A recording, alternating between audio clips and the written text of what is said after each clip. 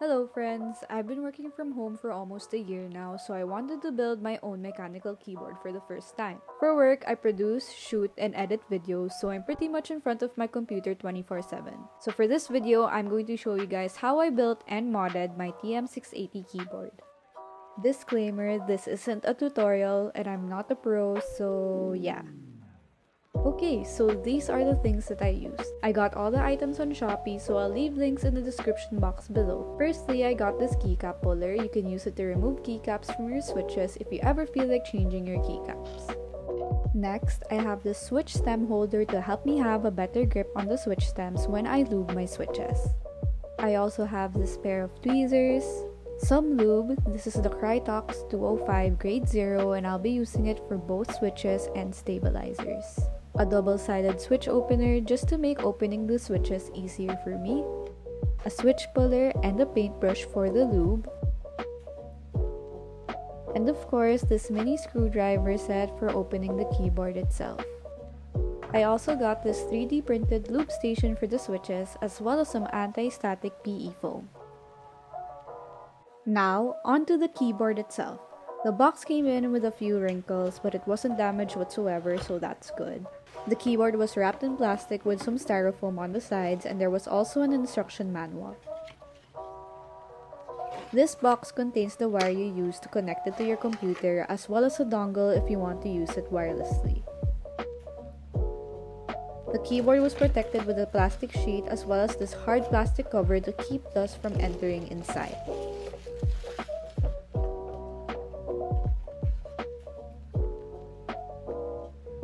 There are 3 modes of connection: through the dongle, Bluetooth, or wired. Now, this volume knob is the main reason why I chose this keyboard because I thought that it'll be really helpful for me, especially when editing and reviewing footage. This is a hot swappable keyboard, which means you can easily change switches without needing to solder it. I chose the specific layout because I like how the arrow keys are slightly separated from the rest of the keys, and I use the left and right arrow keys a lot when I'm editing at work.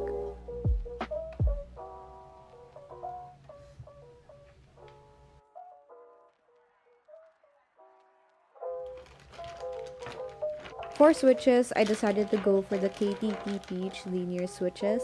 I personally prefer linear switches over tactile ones because they're a lot smoother and easier on my fingers. Plus, I love the color combination of the pink and yellow on these switches too. I got this keycap set from HK Gaming, their cherry profile keycaps, and I got the variation in chalk, which explains all the colors. I wanted the clean yet fun look for my keyboard, which is why I chose this. Also because it reminds me of TXT's outfits when they covered Candy by HOT last year. Also, TXT is having a comeback on May 9, and we will be looking forward to it. We will. Now, I'm gonna show you how I started modding my keyboard.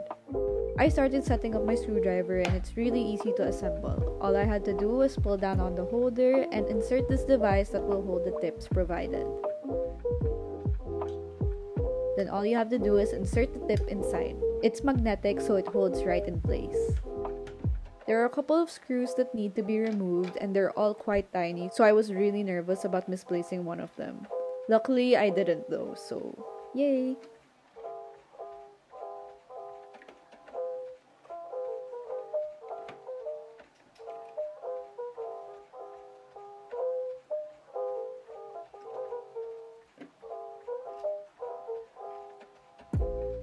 Once all of them were removed, I turned the keyboard over and removed the back portion to open it up. Here's the PCB. I then removed the wire that connects the battery to the keyboard. Also, when I tried opening this for the first time, I wasn't careful and I accidentally snapped the switch for the connection mode. So now whenever I want to change it, I have to use a pair of tweezers since the attachment itself has nothing to hold on to anymore because it snapped. So please don't be like me. Anyway, time for the modding. I'm adding some of this anti-static foam to the back of the keyboard to lessen the hollow sound. Since the back part is quite empty, this will dampen the sound. Most people put masking tape on the back of the PCB itself, but I didn't have any, so foam will do for now.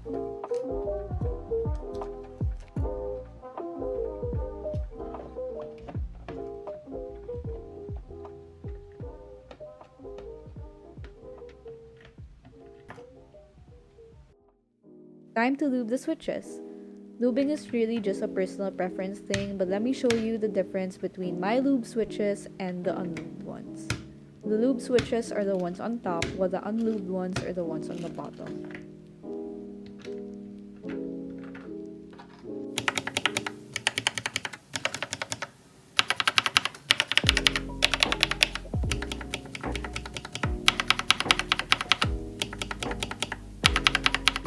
I lubed most of my switches off cam because it literally took me hours, but let me show you how I did it with the few unlubed switches that I have left.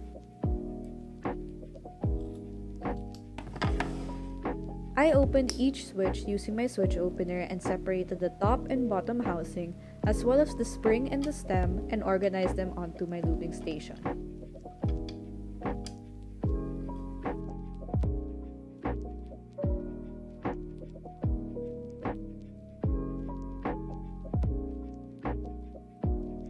Once done, I started to dip my brush in the lube. Everyone has their own preference on how much or how little they want to put, so you do you. I started with 2 to 3 strokes on the sides of the bottom housing and then around the ring-like shape too. I then lubed both sides of the spring and then all the sides of the stem.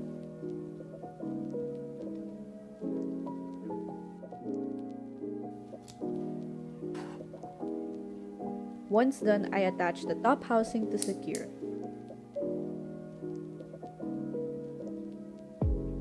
I also lubed my stabilizers with the same Krytox lube. Stabilizers are used for longer keys on the keyboard. I started by taking the stabilizer pieces apart and then I just brushed the lube inside the housing around 4 to 5 times. I was a lot more generous in this process, as you can also see with the way I lube the wires. I then put all the pieces back together, attached the wires, and put the stabilizers back in the keyboard.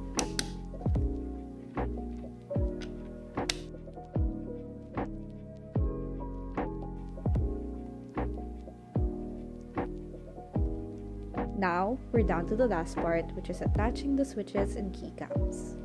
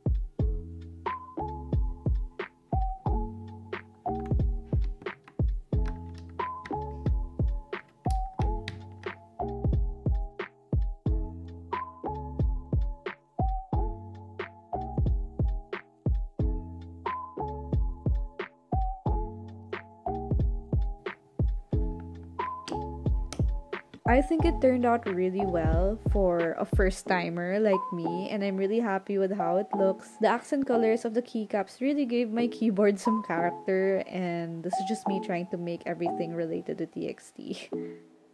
Anyway, now time for a sound test of my old keyboard versus my new one.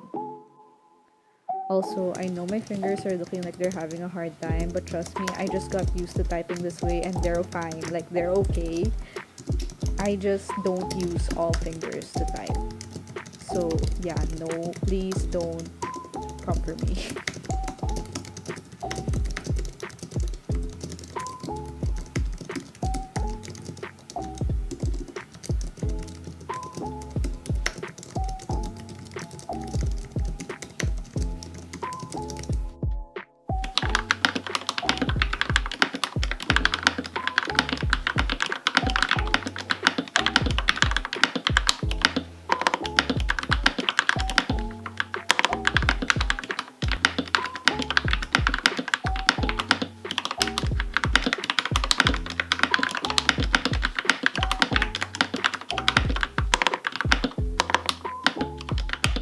So that's it for my keyboard build. I had a lot of fun documenting the process, even though it literally took me the entire day.